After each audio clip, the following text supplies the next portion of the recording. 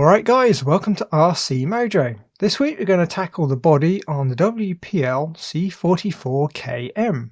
In the end of the last video we repaired some damage the cab picked up during shipping. Now it's not 100% perfect, but it's still more than good enough. Once it's picked up some knocks and scratches, the small warps are going to be the least of its problems. One of the neat things with this cab is, at least when it's in good condition, the whole lot goes together without any glue. There's a couple of screws, all the rest just clips together. However, we're going to be painting this one, so to make sure it's as solid as possible, we're going to use some Plasti-Weld to make it extra tough. Considering the whole kit costs 55 quid, the fit of the parts is really rather good. Usually on the cheaper brands, they never quite get the shrinkage right, and you end up with gaps everywhere. Admittedly, there's a few low spots around the thick parts of the mouldings, but they're usually going to be completely hidden when the body's complete. The first thing we need to do then is partially assemble the body to get a feel for the construction, so we can see which bits could do with being stuck together before painting, and if anything needs a trim so it actually fits. The windscreen surround has two little pins that pop into holes on the scuttle on the cab.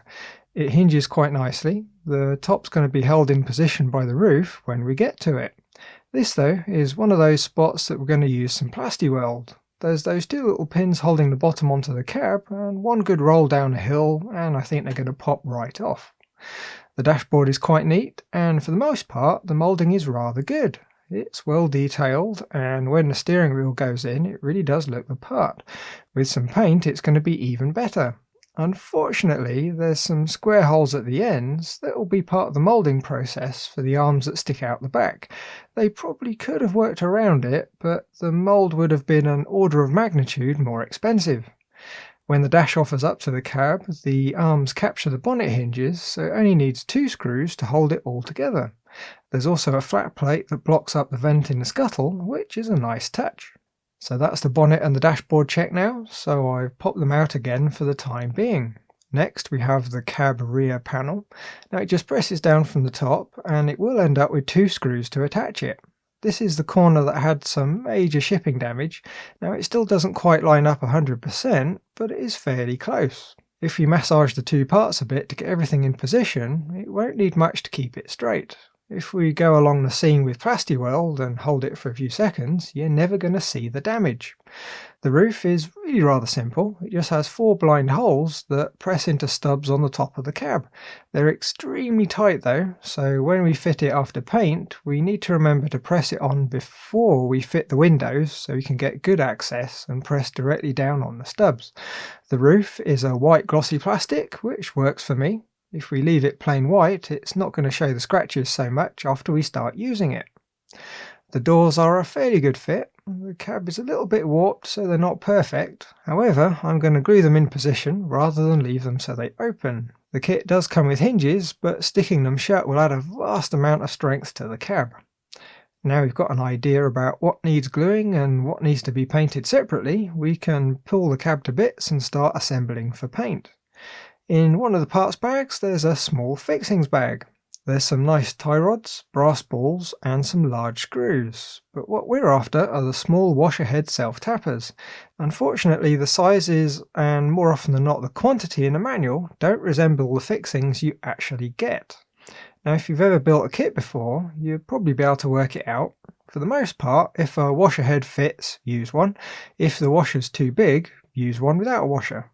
When we get to the chassis, things are a little bit more complicated, but the advice works for the cab.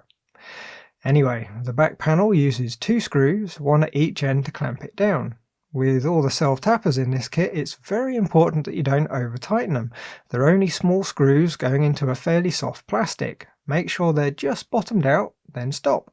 With those screws in the back of the cab, it's already looking better. It's holding everything in line quite nicely.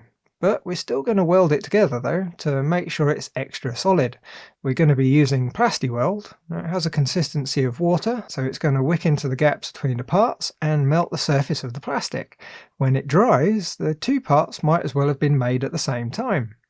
To apply, all we do is use a closed pair of tweezers to lift some out, pop the end of the tweezers where we want it, and gently open them. Surface tension will pull the liquid right where we want it. We need to do the hinge points of the windscreen, then add a couple of drops along the seam at the back of the cab. Because there's still a small warp there, we'll just hold it for a few seconds while it grabs. Then leave it for half an hour or so to do its work. Once it's solid, we can start on the doors. Now we've got two plastic bits on each side. The front bit with a vent clips onto the cab and the door. To attach them, there's a metal pin that just slides in. Quite neat. And for the ready-to-run version has got to save an awful lot of time at the factory. To fit the doors to the cab, all we do is press it in place. The other side is of course exactly the same. Now we want to weld the doors shut, so to make sure everything's lined up we need to pop the roof back on. It'll set the gap at the top of the cab, so it should end up nice and straight. With it all in position, you can see the doors aren't quite a perfect fit. That's mostly due to the shipping damage. My dad's also building the same model, but without the damage, and the doors are a perfect fit. One of them doesn't quite line up at the top by 0.5 millimeter, but otherwise they're fine. For the sake of making the cab as strong as possible, we'd be gluing the doors either way. We just need some plasti weld along the door jambs before quickly closing the door and holding it tightly shut. While that grabs, we will apply some more towards the front and around the clipped-in vent part. A couple of extra drops along the seam, and that's this side done. Now moving quickly, we'll weld up the other side too using the same technique. Now, still being a bit in a hurry, we need to sit the cab somewhere nice and flat and pop a heavy weight on the roof. As the plasti weld dries, it should settle a bit, being held square against the bench. We'll leave it overnight this time, as we really want to make extra sure it's completely solid. Okay, now it's the next day and the cab's had time to sit, and other than a couple of marks where I stuck my fingers on the soft plastic where the plasti weld was applied, it looks good. But we're going to be wet sanding all of the outside surfaces, so that'll all smooth out when we do that. We'll need to take the roof off again because we want that to stay white. Now it's such a good fit I had to actually prise it off. This time though, because the rest of the cab is now essentially one piece, it'll hold its shape by itself. In addition to the cab, we also need to paint the seats, rear wheel fenders, indicator pods, the side bits of the tray, and the widget I'm having a mental block on. I tried googling for the bit on a trailer that stops stuff hitting the cab, but it really didn't help. You know what I mean though. There's also the dashboard and the bonnet that are going to get some paint. After some wet sanding, some primer, paint and lacquer, we have a very yellow cab. I decided to do something a bit different than the usual blue, but I still wanted it to really stand out. It looks a bit less punchy in the video, probably due to the light, but outside I think it looks pretty good. Now I was hoping to complete the whole cab in this video, but I'm running out of time to get this one finished for Sunday. I'd rather it was a bit short than I fudged something in the edit. Now if you want a sneak peek at the cab, you can always join in on the next live stream over at twitch.tv/rcmojotv. How's that for a subtle hint? There's also the Discord server now, real-time chat with me and lots of other like-minded RC people, link in the description. It's free to join and share some pics of your rigs.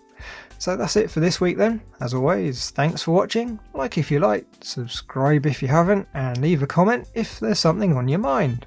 Bye guys!